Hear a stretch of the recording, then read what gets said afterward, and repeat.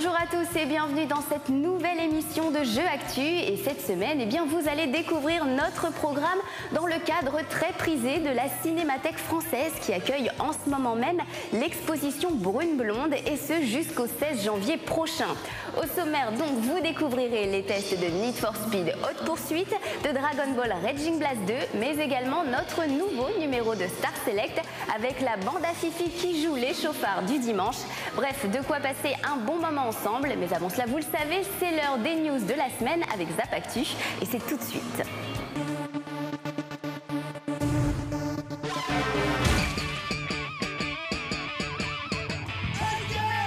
Salut à tous, bienvenue dans ce nouveau numéro de Zap Actu, le meilleur de l'actualité de ces derniers jours. Et voici tout de suite les faits les plus marquants.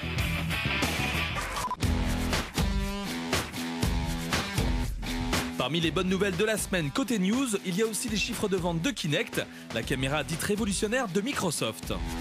En 10 jours de commercialisation, l'accessoire s'est écoulé à 1 million d'exemplaires dans le monde, ce qui est un excellent départ. La firme de Redmond est ravie mais espère que les ventes continueront de grimper, étant donné que l'objectif fixé est d'atteindre les 5 millions d'exemplaires d'ici la fin de l'année.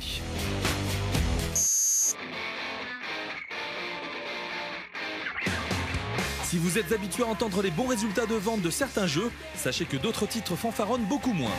C'est le cas par exemple de Tony Hawk Shred et de DJ Hero 2, deux titres issus du catalogue d'Activision.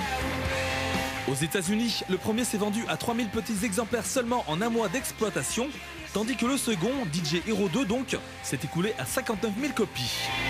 C'est carrément insuffisant, surtout pour DJ Hero 2, qui ne mérite pas une telle punition. Espérons que les fêtes de Noël soient salvatrices pour ces deux titres.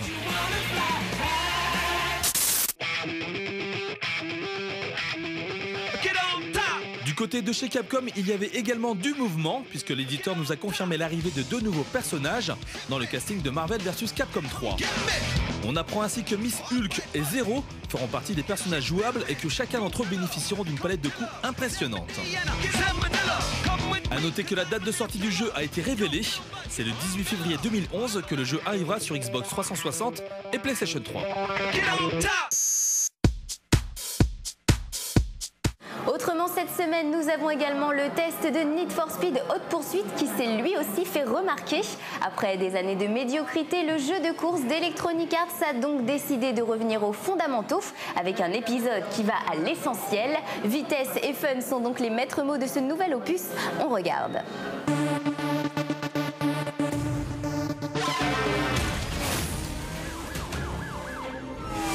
Licence phare d'Electronic Arts, la saga Need for Speed s'est essayée à peu près tous les genres de courses automobiles en se fâchant parfois avec ses fans les plus fidèles. Mais cette fois-ci, le tout nouveau Need for Speed Haute Poursuite propose un véritable retour aux sources avec des courses-poursuites qui rappellent les plus grandes heures de la saga. Et c'est le studio Criterion Games, le créateur de la série Burnout, qui se retrouve aux commandes du jeu. On peut s'attendre à du grand spectacle. Avec ses duels opposant les forces de police à des fous du volant, Need for Speed Haute Poursuite est à l'opposé des décevants Undercover et Shift. L'objectif ici est simple, gagner le maximum de courses pour engranger des points et ainsi débloquer de nouvelles pistes. Un côté très old school, c'est vrai, mais surtout très efficace. Dans la peau du policier, le but est d'arrêter par tous les moyens les pilotes lancés à plus de 200 km/h sur des routes de campagne, alors qu'il faudra justement éviter de se prendre une belle amende si l'on choisit le camp des fugitifs. Dans les deux cas, différents types de challenges seront disponibles, comme le contre-la-montre, le face-à-face, la course de vitesse ou encore le fameux mode poursuite infernale. Il s'agit ici non seulement d'échapper ou de tenter de rattraper d'autres véhicules, mais également d'éviter la circulation dans un trafic plus ou moins dense. À toutes les unités, le barrage a été percé, je répète, barrage percé. Très spectaculaire et riche en sensations, ces courses devront malgré tout être quasiment apprises par cœur, tant elles regorgent de pièges et de virages agressifs. Une progression par l'échec qui se montre frustrante, mais qui n'empêche pas d'être charmée par un jeu à la finition impeccable. Affichant des graphismes de haut niveau ainsi que des décors riches et variés, Need for Speed Haute Poursuite se paye en plus le luxe de proposer des voitures sublimes aux marques bien connues. Au volant d'une Lamborghini ou d'une Ferrari pour les véhicules les plus racés, on doit tenir fermement le volant face aux attaques répétées des autres concurrents, munis d'une intelligence artificielle particulièrement coriace. Et si les talents de pilote ne suffisent pas, des bonus bien utiles sont disponibles, comme des hertz, des impulsions électromagnétiques ou encore des brouilleurs, qui permettent de prendre ces distances plus facilement. Et s'il n'est pas possible de jouer à plusieurs sur le même écran, Need for Speed Hot Pursuit se rattrape avec l'autologue qui donne accès à des courses en ligne mais aussi à une vraie dimension communautaire. Il est possible de poster des photos prises pendant les courses, organiser des tournois entre amis ou examiner les records de ses concurrents afin de suivre leur évolution. Un vrai plus qui s'ajoute aux nombreuses qualités d'un jeu qui remet vraiment au goût du jour un concept pourtant vieux de 10 ans, et ce malgré un aspect customisation aux abonnés absents.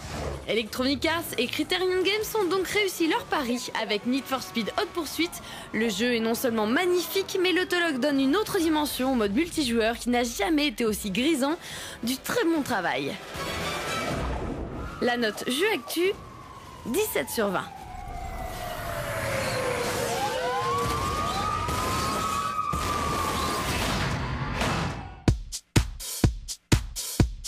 On passe maintenant au test de Dragon Ball Raging Blast 2 qui revient avec de nouvelles ambitions. Corriger les erreurs du premier épisode de l'année dernière, mais également approfondir le gameplay. Voilà les objectifs que s'étaient fixés les développeurs de Spike. Mais malheureusement, ce ne sera pas tout à fait suffisant, même si le résultat reste tout de même correct. On regarde.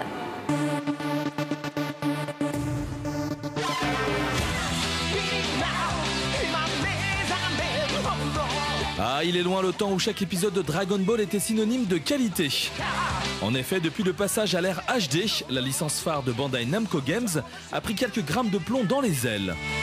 Après un burst limite franchement limite et un premier Raging Blast qui pouvait largement mieux faire, voilà que sa suite Dragon Ball Raging Blast 2 débarque sur PS3 et Xbox 360 un an seulement après son aîné avec de nouvelles ambitions.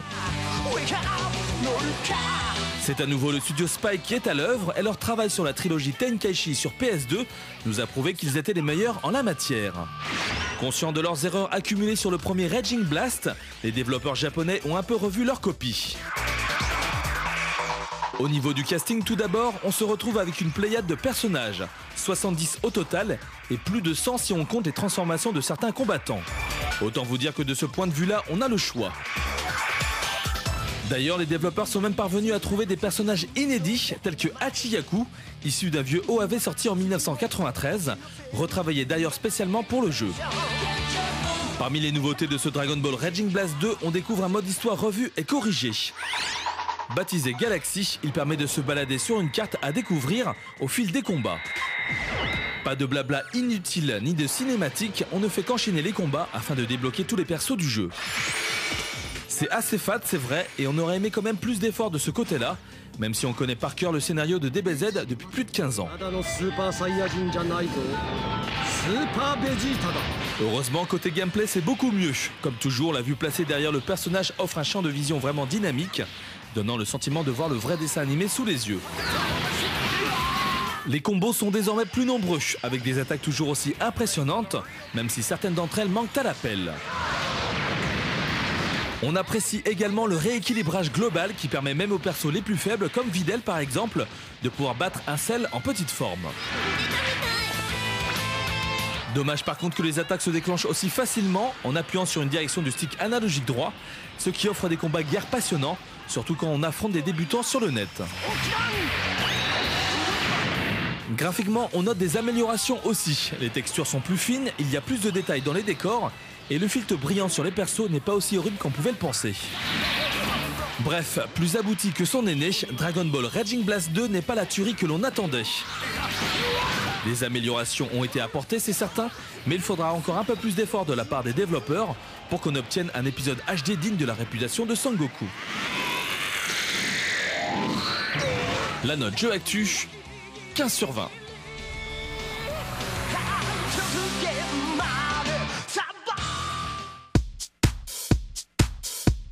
Et enfin, pour terminer cette émission, place tout de suite à notre dernier numéro en date de Star Select, notre fameuse rubrique People.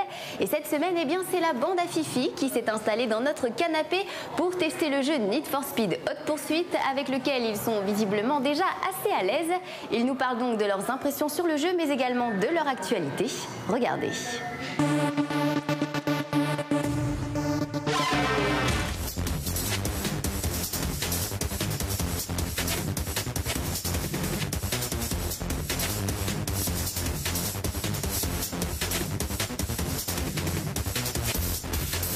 On est des dingues de jeux vidéo depuis qu'on est petit. Enfin, lui et moi, je crois. C'est surtout lui et moi. Et moi le plus encore. J'ai eu toutes les consoles depuis que je suis petit, etc. J'achète toutes les nouveautés, donc je suis à l'affût. Et lui aussi, il aime bien. Dis. Moi j'aime bien aussi. Bah t'as un micro toi là. Un micro. Ah bah j'ai un micro. C'est bien, c'est vraiment bien. Ça, en fait le mec il te tripotait pas tout à l'heure, hein. Il te mettait un truc. Moi je croyais qu'il faisait ça parce qu'il m'aimait bien.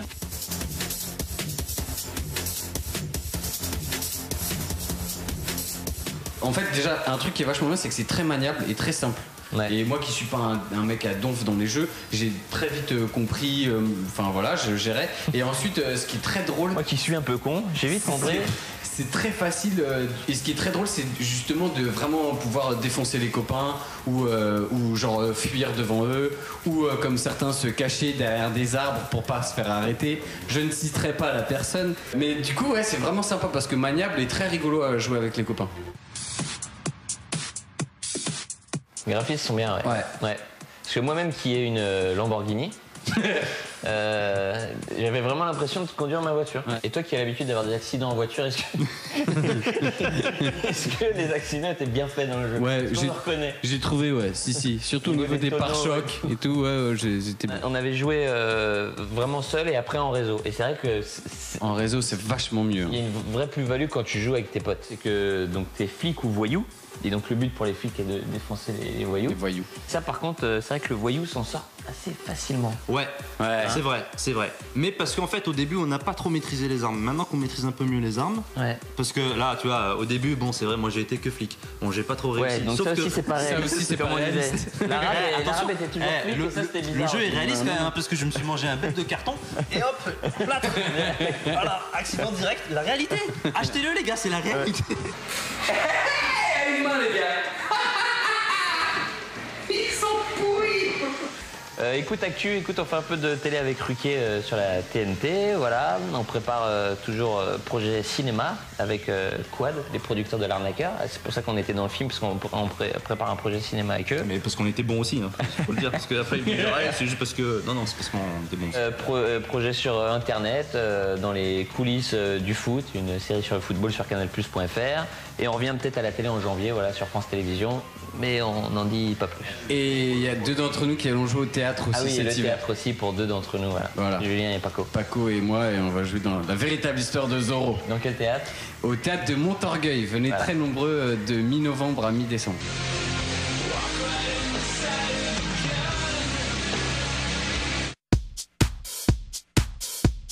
Voilà, c'est déjà la fin de cette émission Jeux Actu. J'espère que vous avez passé un agréable moment en notre compagnie.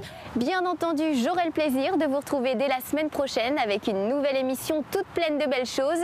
Et puis en attendant, n'hésitez pas, si vous souhaitez obtenir des news fraîches et en temps réel sur le jeu vidéo, eh bien je vous donne rendez-vous sur notre site jeuxactu.com. À la semaine prochaine.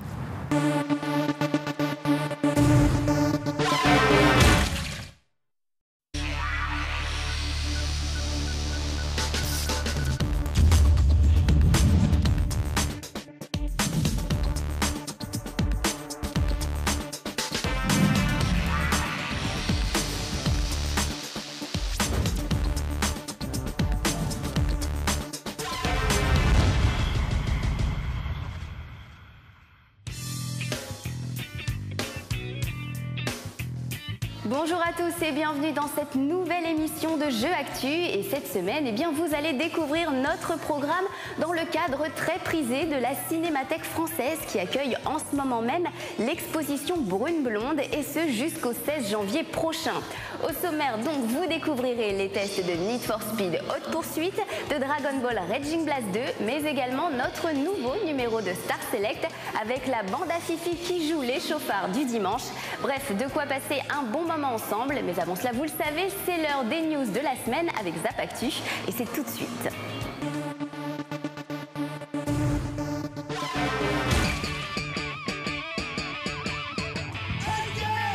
Salut à tous, bienvenue dans ce nouveau numéro de Zap Actu, le meilleur de l'actualité de ces derniers jours. Et voici tout de suite les faits les plus marquants.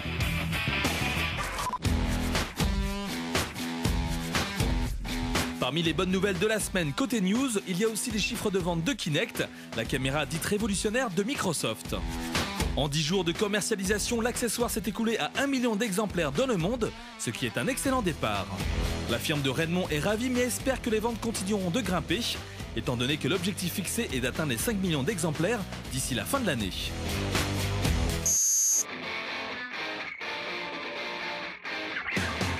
Si vous êtes habitué à entendre les bons résultats de vente de certains jeux, sachez que d'autres titres fanfaronnent beaucoup moins. C'est le cas par exemple de Tony Hawk Shred et de DJ Hero 2, deux titres issus du catalogue d'Activision.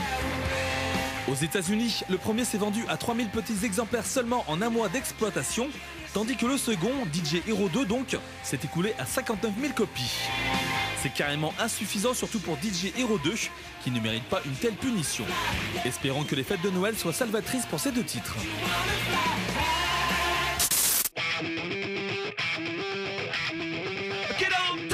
Du côté de chez Capcom, il y avait également du mouvement, puisque l'éditeur nous a confirmé l'arrivée de deux nouveaux personnages dans le casting de Marvel vs Capcom 3. On apprend ainsi que Miss Hulk et Zero feront partie des personnages jouables et que chacun d'entre eux bénéficieront d'une palette de coups impressionnante.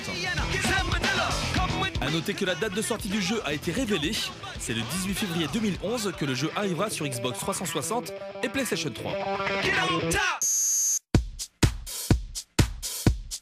Autrement, cette semaine, nous avons également le test de Need for Speed Haute Poursuite qui s'est lui aussi fait remarquer. Après des années de médiocrité, le jeu de course d'Electronic Arts a donc décidé de revenir aux fondamentaux avec un épisode qui va à l'essentiel. Vitesse et fun sont donc les maîtres mots de ce nouvel opus. On regarde.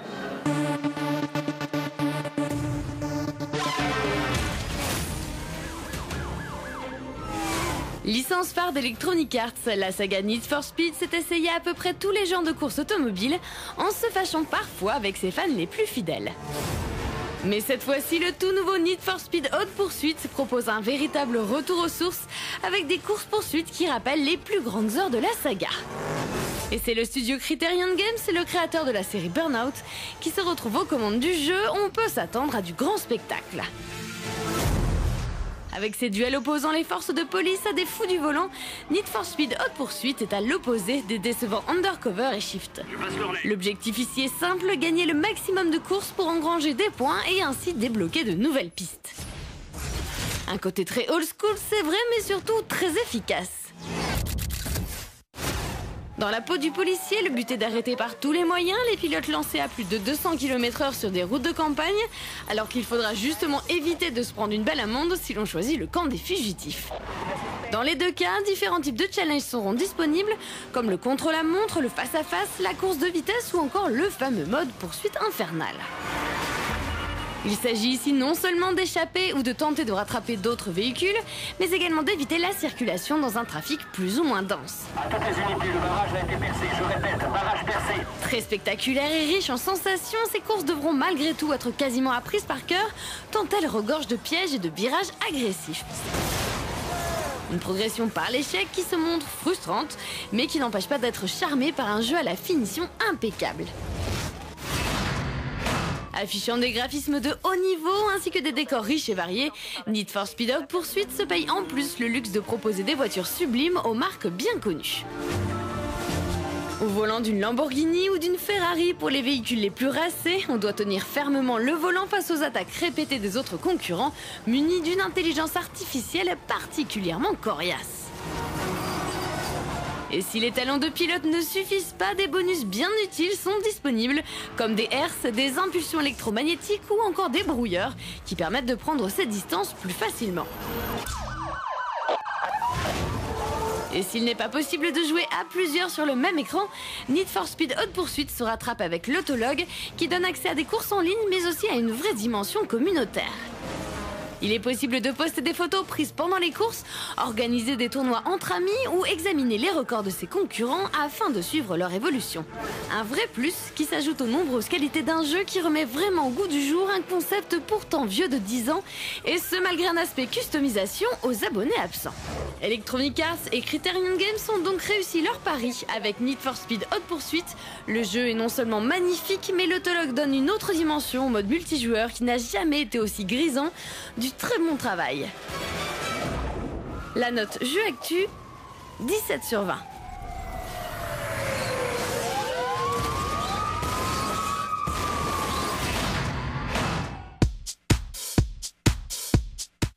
maintenant au test de Dragon Ball Raging Blast 2 qui revient avec de nouvelles ambitions.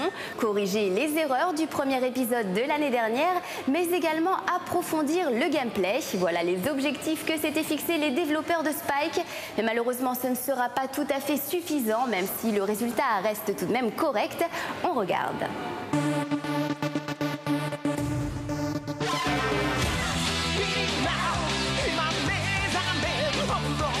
Ah, il est loin le temps où chaque épisode de Dragon Ball était synonyme de qualité.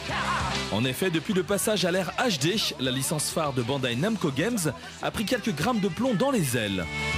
Après un burst limite franchement limite et un premier Raging Blast qui pouvait largement mieux faire, voilà que sa suite Dragon Ball Raging Blast 2 débarque sur PS3 et Xbox 360 un an seulement après son aîné avec de nouvelles ambitions. C'est à nouveau le studio Spike qui est à l'œuvre et leur travail sur la trilogie Tenkaichi sur PS2 nous a prouvé qu'ils étaient les meilleurs en la matière. Conscients de leurs erreurs accumulées sur le premier Raging Blast, les développeurs japonais ont un peu revu leur copie.